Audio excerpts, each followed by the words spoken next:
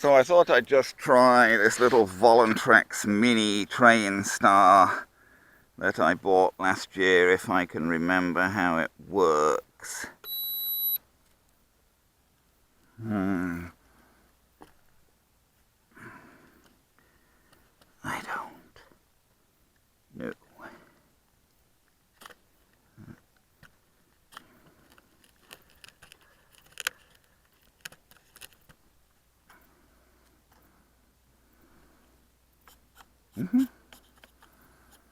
Well, it's bound up, right, left, up, down. Doesn't have variable rates. Whether you can, yes, you can actually hook the controller onto this is the battery that came with it. It is possible using an adapter to run it off like something else. It's just a little one-cell battery. It's basically a reversed, what they call Molex connector. Is it Molex? Is that the right word I'm using? Never seen them on anything but the Chinese stuff. A lot of the Chinese stuff has them on. But this is the opposite way round to they usually are, the plus and minus. So the batteries for things like the 959 and whatever won't work with it because their polarity is the opposite way around. Okay, let's see. Famous last. I guess it's one of those ones you have to move the throttle all the way to the top to arm it before it'll do anything. I haven't flown it since last year. Tiny, of course, so not easy to see. Now, this is in stabilized mode, which it has stabilization. Now, something like the WL Toys 949, the little Cessna, is also a one-cell, similar sort of thing, although it uses a higher power battery. I think the battery that comes with that's 500 milliamp hour. This is only 100 milliamp hour.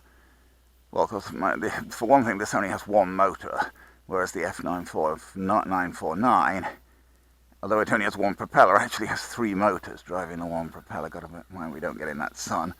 Now, as I say, the 949 has no kind of stabilization and absolutely doesn't need it. And you wouldn't think a little high-wing trainer like this would need stabilization, but from what I remember, this thing is twitchy without the stabilization. It's far easy enough to fly with the stabilization, but let's not be flying towards the sun. Let's get ourselves flying somewhere where we're nowhere near the sun and whatever, and we'll try taking the stabilization off. Yep, it's twitchy without the stabilization. It responds to the controls very fast. It's very sort of rocky. Let's try not to get into the sun. Yeah, I mean, the 949 is extremely, the little WL Toys Cessna is extremely docile and absolutely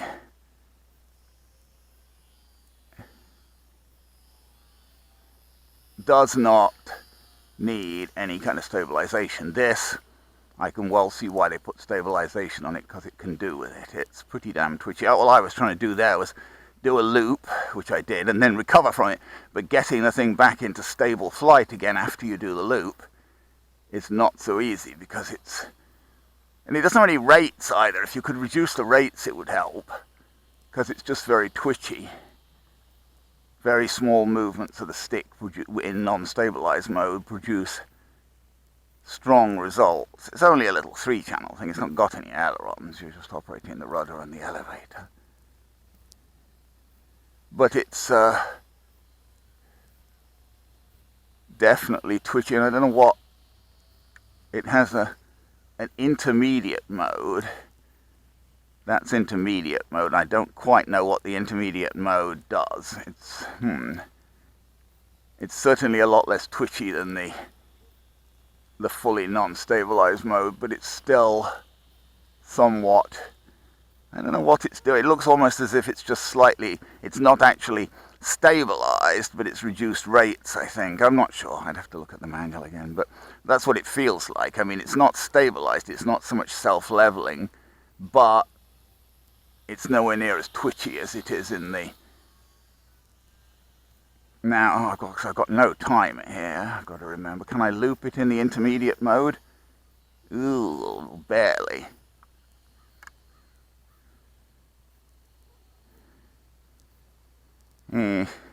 Trying to loop it in intermediate mode seems to be a bad idea. It doesn't exactly stop you looping it, but it doesn't do it right either. So that does not seem to be a good idea. And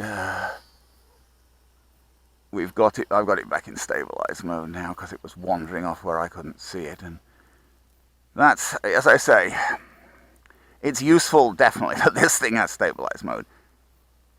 You wouldn't think a small high-wing trainer like this should need it, but this is not a super stable plane without it.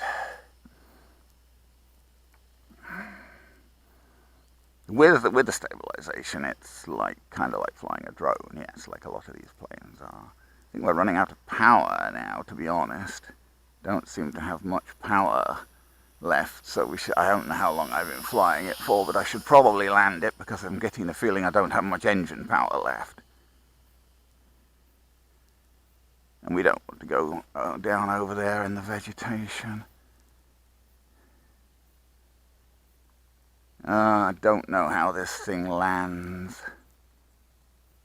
That's one thing about the F949. Oh, this glides better than the 949. Well, you don't expect it to land on the grass with those wheels. It just pops over, and it has no throttle cut on it. I tend to reach instinctively for throttle cut, but it doesn't have one.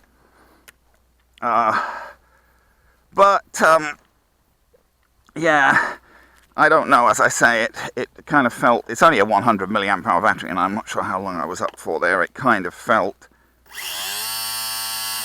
as if it was running out of power. I can still turn, but, you know, it doesn't have a lot of power left.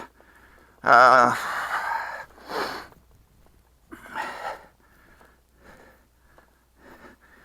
don't know. It's certainly fine. I'd still tend to recommend, if somebody wants to buy a cheap 3-channel plane to learn some initial flying with, I'd tend to recommend the F949, the WL Toys and F949 over this, really. Because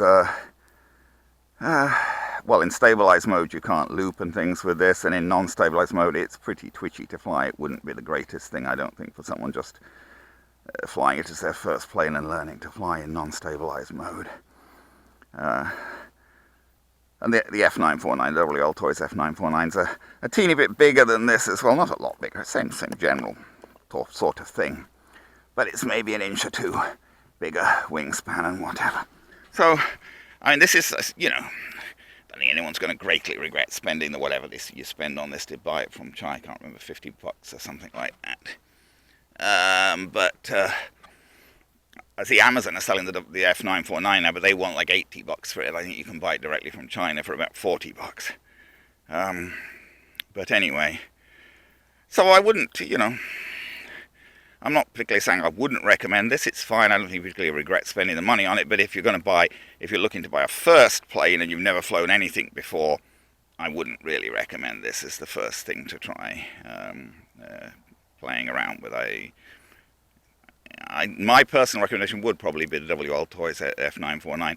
The Hobby Zone Champ is always a well-known first plane as well, and they're all in the same class, little miniature 3-channel planes. Again, the Champ doesn't have any stabilization, doesn't need it. This is the only one of the 3 that has stabilization, and it needs it because it is rather twitchy in non-stabilized mode. The Champ, well, I think the F949, if anything, is a little slightly better performer than the Champ, and it's considerably cheaper than the Champ, which is why I tend to recommend the WL Toys F949 over the Champ. Anyway, there you go, Volantex Mini Trainstar.